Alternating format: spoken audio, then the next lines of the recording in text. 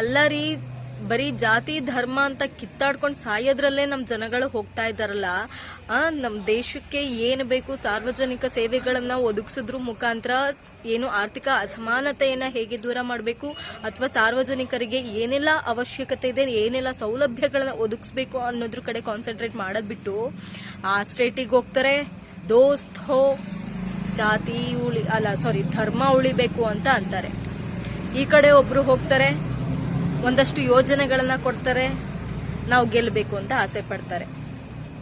ಅಲ್ಲ, ಇಲ್ಲಿ ಎಲ್ಲಾ ವಿಚಾರಕ್ಕೂ ಬಲಿ ಆಗ್ತಾ ಇರೋದು ಸಾಮಾನ್ಯ ವರ್ಗದ ಜನರು ಮಾತ್ರ.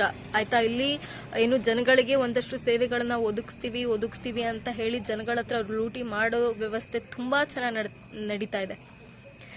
ಸಾರ್ವಜನಿಕರಿಗೆ ಶಿಕ್ಷಣ ಬೇಕಾ, ಅಥವಾ ಅವರ ಕೌಶಲ್ಯವನ್ನ ಅಭಿವೃದ್ಧಿ ಮಾಡೋದಕ್ಕೆ ಯಾವ ಚಟುವಟಿಕೆಗಳನ್ನ ಕೈಗೊಳ್ಳಬೇಕು, ನಮ್ಮ ದೇಶದಲ್ಲಿರುವಂತಹ ಯುವ ಪೀಳಿಗೆಗೆ ಯಾವ ರೀತಿ ಸ್ಕಿಲ್ಸ್ನ ಡೆವಲಪ್ ಮಾಡಿದ್ರೆ ನಮ್ಮ ದೇಶ ಅಭಿವೃದ್ಧಿ ಆಗತ್ತೆ, ಹಾಗೆ ಸಾರ್ವಜನಿಕರಿಗೆ ಸರ್ಕಾರಿ ಆಸ್ಪತ್ರೆಗಳ ಮೂಲಕ ಎಂತೆಂಥ ಆರೋಗ್ಯ ಸೌಲಭ್ಯಗಳನ್ನ ಕೊಡಬಹುದು, ಅಥವಾ ಉದ್ಯೋಗವನ್ನ ಸೃಷ್ಟಿ ಹೇಗೆಲ್ಲ ಮಾಡಬಹುದು, ತಾನು ಇಂಡಿಪೆಂಡೆಂಟ್ ಆಗಿ ಬದುಕೋದಕ್ಕೆ ಎಷ್ಟೆಲ್ಲ ಅವಕಾಶಗಳು ಮಾಡಿಕೊಡ್ಬಹುದು ಅನ್ನೋದನ್ನ ಯೋಚನೆ ಮಾಡಿದೆ.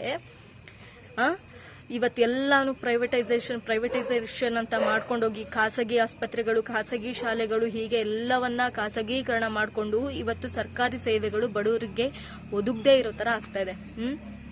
ಒಂದಷ್ಟು ಯೋಜನೆಗಳನ್ನ ಸರ್ಕಾರಿ ಶಾಲೆಗಳಿಗೆ ಕೊಡೋದು, ಅಥವಾ ಒಂದಷ್ಟು ಒಳ್ಳೊಳ್ಳೆ ಮೆಡಿಸಿನ್ಗಳನ್ನ ಗೌರ್ಮೆಂಟ್ ಹಾಸ್ಪಿಟಲ್ಸ್ಗೆ ಕೊಡೋದು, ಈ ರೀತಿ ಮಾಡೋದು ಬಿಟ್ಟು ಎಲ್ಲ ಪ್ರೈವೇಟೈಸೇಷನ್ಗೂ ಕೂಡ ಅವಕಾಶ ಕೊಟ್ಟು ಇವತ್ತು ಪ್ರತಿಯೊಬ್ರು ಸರ್ಕಾರಿ ಆಸ್ಪತ್ರೆಯನ್ನ ಬಿಟ್ಟು ಖಾಸಗಿ ಆಸ್ಪತ್ರೆಗೆ ಕಷ್ಟ ಆದ್ರೂ ಪರವಾಗಿಲ್ಲ, ನಾವು ಅಲ್ಲಿ ತೋರಿಸಿ ನಮ್ಮ ಜೀವವನ್ನ ಉಳಿಸ್ಕೊಳ್ತೀವಿ ಅಂತ ಹೇಳ್ತಾ ಇದ್ದಾರೆ.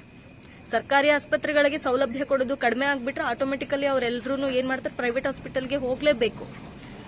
ಸರ್ಕಾರಿ ಶಾಲೆಗಳಿಗೆ ಕೊಡುವಂತಹ ಸೌಲಭ್ಯವನ್ನ ನಿಲ್ಲಿಸಿದ್ರೆ ಅವರೆಲ್ಲ ಸಾಮಾನ್ಯವಾಗಿ ಏನು ಖಾಸಗಿ ಶಾಲೆಗಳಿಗೆ ಸೇರಿಸಲೇಬೇಕು ಅಲ್ವಾ?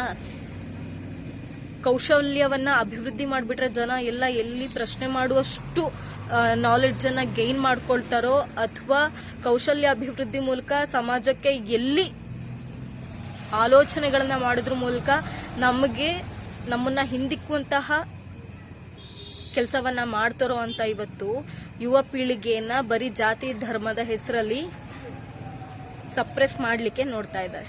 ಆಯ್ತಾ? ಜನರಲ್ಲಿ ಧರ್ಮ ಅನ್ನೋದನ್ನ ಅಂಧತ್ವವನ್ನ ತುಂಬಿ ಇವತ್ತು ಜನ ಪ್ರಶ್ನೆನೇ ಮಾಡಬಾರ್ದು, ಆ ರೀತಿ ಬಂದು ತಲುಪ್ತಾ ಇದ್ದಾರೆ. ಇದು ನಮ್ಮ ವ್ಯವಸ್ಥೆ.